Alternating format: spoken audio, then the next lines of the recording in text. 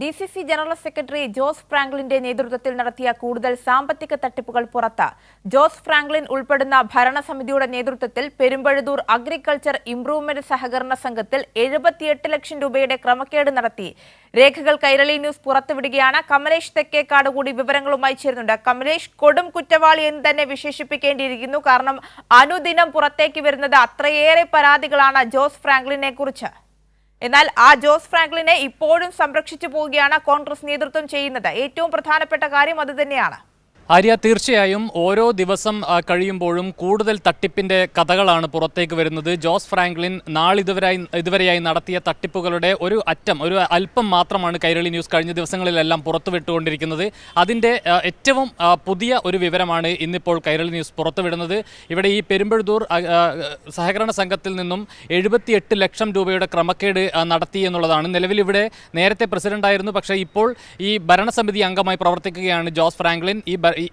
ഇയാൾ ഉൾപ്പെടുന്ന ഈ ഭരണസമിതിയാണ് 78 ലക്ഷം രൂപയുടെ ക്രമക്കേട് നടത്തുന്നത്. 2014 ഇത് സംബന്ധിച്ച് ആദ്യമായി ഒരു പരാതി വരുന്നത്. അതിൻ്റെ ഭാഗമായി സഹകരണ വകുപ്പിൻ്റെ അന്വേഷണം ആരംഭിച്ചു. 2015 ഇക്കാര്യങ്ങൾ ചൂണ്ടിക്കാട്ടി ഇവരെ ഹിയറിങ്ങിന് വിളിപ്പിച്ചുകൊണ്ട്, അതായത് നടപടിയെടുക്കാതിരിക്കാൻ എന്തെങ്കിലും വാദങ്ങളുണ്ടെങ്കിൽ അത് നൽകുന്നതിന് വേണ്ടി സഹകരണ വകുപ്പ് ഇവരെ ഹിയറിങ്ങിന് വിളിക്കുന്നത്. പക്ഷേ അതിലൊന്നും കൃത്യമായ ഒരു നടപടി അല്ലെങ്കിൽ ഒരു മറുപടി നൽകാൻ കഴിഞ്ഞില്ല. അതിൻ്റെ ഭാഗമായി ഈ സംഘത്തിൻ്റെ സെക്രട്ടറി, അതുപോലെ തന്നെ പ്രസിഡന്റ്, ഭരണസമിതി അംഗങ്ങൾ, ഇവരിൽ നിന്ന് ഈ സംഘത്തിന് നഷ്ടമായ 78 ലക്ഷം രൂപ തിരിച്ചു പിടിക്കണമെന്ന ഉത്തരവാണ് ജോയിന്റ് രജിസ്ട്രാർ നൽകിയിട്ടുള്ളത്. ആ ഉത്തരവിൻ്റെ പകർപ്പാണ് നമ്മളിപ്പോൾ പുറത്തുവിട്ടുകൊണ്ടിരിക്കുന്നത്.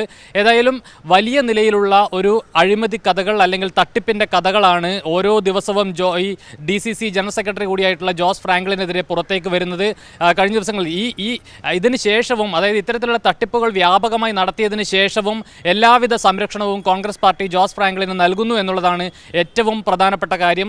ആളുകൾ മനസ്സിലാക്കേണ്ട ഒരു കാര്യം എന്ന് പറയുന്നത്, അതിനുശേഷവും നിരവധി സംഘങ്ങളുടെ ഭാരവാഹിത്വത്തിൽ ജോസ് ഫ്രാങ്ക്ലിൻ തുടരുകയാണ് എന്നുള്ളതാണ്.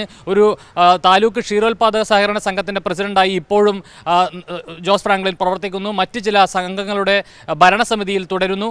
ഈ നിലയിൽ ഈ സ്ഥാനമാനങ്ങളെല്ലാം തന്നെ ഇയാളുടെ ഇത്തരത്തിലുള്ള സാമ്പത്തിക തട്ടിപ്പുകൾക്കും മറ്റ് ക്രിമിനൽ പ്രവർത്തനങ്ങൾക്കും വേണ്ടി ഉപയോഗപ്പെടുത്തുന്നു എന്നുള്ളതാണ് മറ്റൊരു പ്രധാനപ്പെട്ട കാര്യം. ഏതായാലും ഇതിൻ്റെ ഭാഗമായി ഒക്കെ തന്നെയാണ് പലതരത്തിൽ വായ്പ ശരിയാക്കി തരാമെന്ന് പറഞ്ഞുകൊണ്ട് നൽകിയ വായ്പ തിരിച്ചു പിടിക്കുന്നതിന് വേണ്ടിയൊക്കെ നിരവധി ആളുകളെ വലിയ നിലയിൽ ബുദ്ധിമുട്ടിക്കുന്ന നിലയിലേക്ക് ജോസ് ഫ്രാങ്ക്ലിനും സംഘവും പോയിട്ടുള്ളത്. കഴിഞ്ഞ ദിവസം ഈ വാർത്തകളൊക്കെ പുറത്തു വരുന്നത് നെയ്യാറ്റിൻകരയിൽ ഒരു വീട്ടമ്മ ആത്മഹത്യ ചെയ്തതിന് പിന്നാലെയാണ്. ഈ ആത്മഹത്യാക്കുറിപ്പിൽ വളരെ കൃത്യമായി ജോസ് ഫ്രാങ്ക്ലിൻ്റെ പേര് എഴുതി വെച്ചുകൊണ്ട് തന്നെയാണ് ഈ ആത്മഹത്യ നടത്തിയിട്ടുള്ളത്.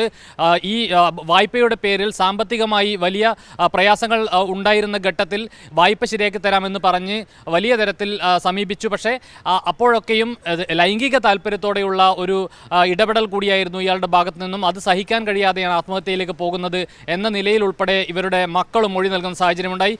ഈ നിലയിൽ സാമ്പത്തിക തട്ടിപ്പുകൾ മാത്രമല്ല, അതിനപ്പുറത്തേക്ക് ആളുകളെ കൊലയ്ക്ക് കൊടുക്കുന്ന നിലയിലേക്ക്, ലൈംഗികമായ ആളുകളെ ഉപയോഗപ്പെടുത്തുന്ന നിലയിലേക്ക് ഉൾപ്പെടെ ജോസ് ഫ്രാങ്ക്ലിൻ്റെ ഇടപെടലുകൾ പോകുന്നു എന്നുള്ളതാണ്. പക്ഷേ നാളിതുവരെയായി ഒരു നടപടിയും കോൺഗ്രസ് പാർട്ടി ഇയാൾക്കെതിരെ സ്വീകരിച്ചിട്ടില്ല. നേരത്തെ ഒരു മരണമുണ്ടായ ഘട്ടത്തിൽ ജോസ് ഫ്രാങ്ക്ലിനെതിരെ കോൺഗ്രസ് ഒരു അന്വേഷണ കമ്മീഷനെ നിയോഗിച്ചിരുന്നു. MA വാഹിദിൻ്റെ നേതൃത്വത്തിലായിരുന്നു ആ അന്വേഷണ കമ്മീഷൻ. ആ കമ്മീഷൻ്റെ റിപ്പോർട്ട് എന്ന് പറയുന്നത്, ഇതിൽ ജോസ് ഫ്രാങ്ക്ലിൻ കുറ്റക്കാരനാണ്, ഇയാളെ പാർട്ടിയിൽ നിന്ന് പുറത്താക്കണമെന്ന നിർദ്ദേശമാണ്, ശുപാർശയാണ് നേതൃത്വത്തിന് നൽകിയത്. പക്ഷേ അതും നടപ്പാക്കപ്പെട്ടിട്ടില്ല.